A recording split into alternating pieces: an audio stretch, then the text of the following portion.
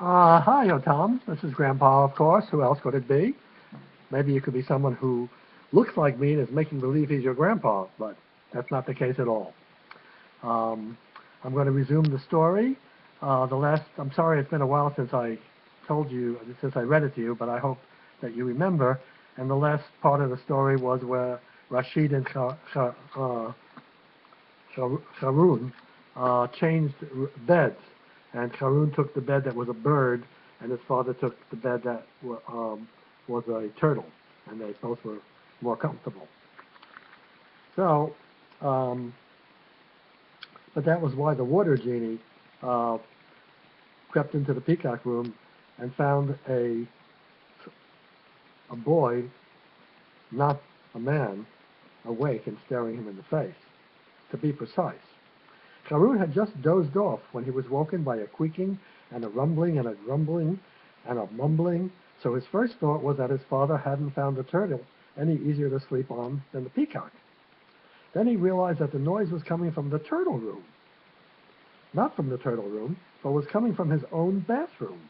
The bathroom door was open and the light was on, and as Harun watched, he saw, silhouetted, meaning he saw the outline and the light, in the open doorway, a figure almost too astonishing for words. It had an outsized, very large onion for a head, and large bananas for legs, so I think I read you this. And it was holding a toolbox in one hand and looked like a wrench in the other. A burglar! Harun tiptoed toward the bathroom. The being inside was talking non-stop in a mumbling, grumbling way. Put it in, take it out. The fellow comes up here, so I have to come and install it. Rush job, never mind my workload. Then wham bam, he cancels his subscription, and guess who has to come back and take the equipment out right away, pronto? You think there was a fire? Now where did I put the blasted thing? Has somebody been meddling? Can't trust anybody anymore. Okay, let's be methodical. Let's be careful. Hot top, cold tap, go halfway in between. Go up in the air 6 inches, and there should be your story top. Oh, where's it gone? Who stole it? Whoops, what's this? Oh, aha, is that where you are? Thought you could hide from me, but I got you now. Okay, time to disconnect. This is the story stream, and this is the water genie who is going to turn it off because his father canceled his subscription. While this remarkable monologue, that means a person talking to himself, was being delivered, Harun Khalifa moved his head very, very slowly until half an eye was looking around the door jamb, that's the edge of the door, into the bathroom, where he saw a small, very old man, no bigger than himself, wearing a huge purple turban on his head. That was the onion. And baggy silk pajamas gathered at the ankles. Those were the bananas. This little fellow sported an impressive full set of whiskers of a most unusual color, the palest, most delicate shade of sky blue. Harun had never seen blue hair before, and leaned forward a little bit in curiosity. Whereupon, to his horror, the floorboard on which he stood emitted a large creak. The Bluebeard whirled around, spun all the way around 3 times and disappeared, but in his haste, he let the wrench fall from his hand. Harun dashed into the bathroom, grabbed it, and held it tight. I think that's where I read up to last time. Slowly, in what seemed like a most unhappy fashion, although it was hard for Harun to be sure of this, as he'd never seen anyone materializing, that is to say, suddenly appearing, before. The little Bluebeard reappeared in the bathroom. No kidding, he said. Enough's enough. Party's over. Fair's fair. Give it back. No, replied Harun. The disconnector, the other pointed. Hand it over. Return to sender. Return to rightful owner. Give up, yield, surrender. Now Harun noticed that the tool that he held was no more like a wrench than the Bluebeard's head was like an onion. In other words, it had the general outline of a wrench. You know what a wrench is? It's a thing that has an opening like that, and you can turn things with it. But it was somehow more like a liquid than a solid, and made up of thousands of little veins flowing with differently colored liquids, all held together by some unbelievable invisible force. It was beautiful. You're not getting it back, Haroun said firmly, until you tell me what you're doing here. Are you a burglar? Shall I call the police? Mission impossible to divulge. I can't tell you, the little man sulked. Top secret, classified, eyes-only information, certainly not to be revealed to smarty pants boys in red nightshirts with purple patches who snatch what isn't there and accuse others of being thieves. Very well, Haroun said. Then I'll wake my father. No, said the Bluebeard sharply. No adults. Rules and regulations, totally forbidden, more than my job's worth. I'll lose it. Oh, I knew this would be a terrible day. Very well, Haroun said. I'm waiting. The little fellow drew himself up to his full height. I am the water genie, if, he said angrily, from the ocean of the streams of story. Haroun's heart thumped. Are you trying to claim that you're really one of those genies my father told me about? Supplier of story water from the great story sea, the other bowed. Precisely. The same. None other. It is I. However, I regret to report the gentleman no longer requires the service, has discontinued storytelling activities, thrown in the towel, packed it in. He has canceled his subscription. Hence, my presence, for purposes of disconnection. To which end, please return my tool. Not so fast, said Haroun, whose head was spinning not only at the discovery that there really were water genies, and that the great story sea wasn't only a story, but also at the revelation that Rashid had quit, given up, buttoned his lip. I don't believe you, he said to the genie. How did he send the message? I've been right with him almost all the time. He sent it by the usual means. If shrugged. A P2, C2, E. And what is that? Said Haroun. Obvious, said the water genie, with a wicked grin. It's a process too complicated to explain. Then he saw how upset Haroun was and added, in this case, it involves thought beams. We tune in and listen to his thoughts. It's an advanced technology, like your iPod. Advanced or not, Haroun retorted, you've made a mistake this time. You're up the spout, you've got the wrong end of the stick. He heard himself starting to sound like the water genie, and shook his head to clear it. My father has definitely not given up. You can't cut off his story water supply. Order, said If.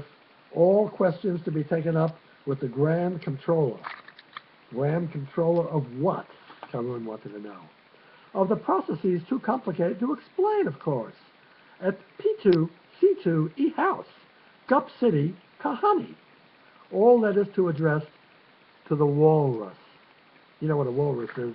Like a seal, except with big tusks sticking out. You don't concentrate, do you? If replied. At P2, C2, E House in Gup City, there are many brilliant persons employed, but there's only one Grand Controller. They are the eggheads. He is the walrus. Got it now? Understood? Haroun absorbed all this information. And how does the letter get there? He asked. The water genie giggled softly. It doesn't, he answered. You see the beauty of the scheme? I certainly don't, Haroun reported. And anyway, even if you do turn off your story water, my father will still be able to tell stories. Anybody can tell stories, If replied. Liars and cheats and crooks, for example. But for stories with that extra ingredient, for those, even the best storytellers need the story waters. Storytelling needs fuel, just like a car, and if you don't have the water, you just run out of steam.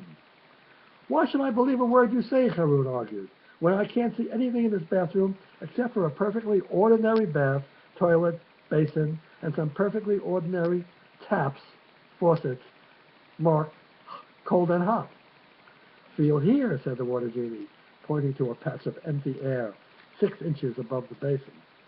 Take the disconnecting tool and just tap it against the space where you imagine nothing to be. Dubiously, that means he was wondering whether it's true, suspecting a trick, and only after instructing the water genie to stand well back, Karun did as he was told. Ding went the disconnecting tool as it struck something extremely solid and extremely invisible. There she blows, cried the water genie, grinning widely. The story tap, voila, which in French means, there it is. I still don't get it, Karun frowned. Where is this ocean of yours? And how does the story water get into this invisible tap? How does the plumbing work? He saw the wicked glint in If's eyes and answered his own question with a sigh. Don't tell me, I know, by a process too complicated to explain. Bullseye, said the water genie. Got it in 1. 10 out of 10. Spot on. It's a funny way of talking. Now Karun Khalifa made a decision that would prove to be the most important decision of his life. Mr. If, he said politely but firmly, you must take me to Gup City to see the walrus so I can get this stupid blunder about my father's water supply reversed before it's too late. If shook his head and spread his arms wide. Impossible, he said. No can do. It's off the menu. Don't even dream about it. Access to Gup City in Kahani by the shores of the ocean of the streams of story is strictly restricted. Completely forbidden, 100% banned, except to accredited personnel, like, for example, me. But you? No chance. Not in a million years. No way, Jose. That's the thing that Americans say, because Jose is a Spanish name, and it rhymes with Jose. No way. In which case, Karun said sweetly, you'll just have to go back without this. And here he waved the disconnecting tool in the Bluebeard's face, and see how they like that. There was a long silence. Okay, said the water genie, you got me banged to rights. It's a done deal. Let's make tracks. Let's move. Scram. Vamos. I mean, if we're going, let's go. Karun's heart sank rapidly toward his toes. You mean he stammered now? Now, said If. Karun took a deep, slow breath. Okay, he said, now. So pick a bird, the water genie commanded. Any bird. This was puzzling. The only bird around here is a wooden peacock that his father's sleeping in. Karun pointed out. Oh no, he's sleeping in it. Karun pointed out reasonably enough. If gave a snort of disgust. A person may choose what he cannot see, he said, as if explaining something obvious to a very foolish person. A person may mention a bird's name even if the creature is not present and correct. Crow, quail, hummingbird, bulbul, myna, parrot, kite. A kite is a bird. I thought it was a fish. No, it's a bird. A person may even select a flying creature of his own invention. For example, a winged horse, a flying turtle, an airborne whale, a space serpent, an arrow mouse. To give a thing a name, a label, a handle, to rescue it from anonymity, meaning nobody knows where or what it is, to pluck it out of the place of namelessness, in short, to identify it, well, that's a way of bringing the said thing into being, or in this case, the said bird or imaginary flying organism. That may be true where you come from, Karun argued, but in these parts, stricter rules apply. Stricter rules apply. In these parts, rejoined the blue-bearded If, I am not having any time wasted by a disconnector thief who will not trust in what he can't see. How much have you seen, eh? D-flat Africa? Have you seen it? No? Then is it truly there? And submarines, huh? And hailstones? Baseballs? Pagodas? Those are little round houses made of wood people have outside the house. Gold mines? Kangaroos? Mount Fujiyama? That's in Japan. The North Pole? Have you seen any of those? And the past? You can't see it. Did it happen? And the future, will it come? Believe in your own eyes and you'll get into a lot of trouble. Hot water, mess. With that, he plunged his hand into a pocket of his banana-like pajamas, and when he brought it forth again, it was bunched into a fist. So take a look, or should I say, a gander. That's an English word people use for a look. At the enclosed. He opened his hand, and Haroon's eyes almost fell out of his head. Tiny birds were walking about on the water genie's palm and pecking at it, and flapping their little wings to hover just above it. And as well as birds, there were fabulous winged creatures out of legends, an Assyrian lion with the head of a bearded man, a pair of large hairy wings growing out of its sides, and winged monkeys, flying saucers, tiny angels levitating and apparently air-breathing, fish. Winged monkeys, you remember from The Wizard of Oz? The Wicked Witch had monkeys with wings. What's your pleasure? Select, choose, if urged. And although it seemed obvious to Haroon that these magical creatures were so small that they couldn't possibly have carried so much of a bitten-off fingernail, he decided not to argue and pointed at a tiny crested bird, crested like a little peak that comes out of the top of their head, that was giving him a sidelong look through one highly intelligent eye. So it's the hoopoe for us, the water genie said, sounding almost impressed. Perhaps you know, disconnected thief, that in the old stories, the hoopoe is the bird that leads all other birds through many dangerous places to their ultimate goal. Well, well, who knows, young thieflet, that's a little thief, who you may turn out to be. But no time for speculation now, he concluded. With that, he rushed to the window and hurled the tiny hoopoe out into the night. What did you do that for? Hissed Haroon, not wishing to wake his father, at which If gave his wicked grin. A foolish notion, he said innocently. A fancy, a passing whim. Certainly not because I know more about such matters than you. Dear me, no. What he means is he knows much more. Haroon ran to the window and saw the hoopoe floating on the dull lake, grown large as a double bed, easily large enough for a water genie and a boy to ride upon its back. I used to tell you stories like that, didn't I, about big birds that took you for a ride? And off we go, sang If, much too loud for Haroon's liking. And then the water genie skipped up onto the windowsill, and there, onto the hoopoe's back, and Haroon, with scarcely a moment to reflect on the wisdom of what he was doing, and still wearing his long red nightshirt with the purple patches, and clutching the disconnecting tool firmly in his left hand, followed. As he settled down behind the water genie, the hoopoe turned its head to inspect him with a critical, but Haroon hoped, friendly eye. Then they took off and flew rapidly into the sky. The force of their acceleration is when you increase your speed, pushed Haroon deep into the comfortable, thick, and somehow hairy feathers on the hoopoe's back, feathers that seemed to gather around Haroon to protect him during the flight. He took a few moments to digest the large number of amazing things that had happened in such quick time.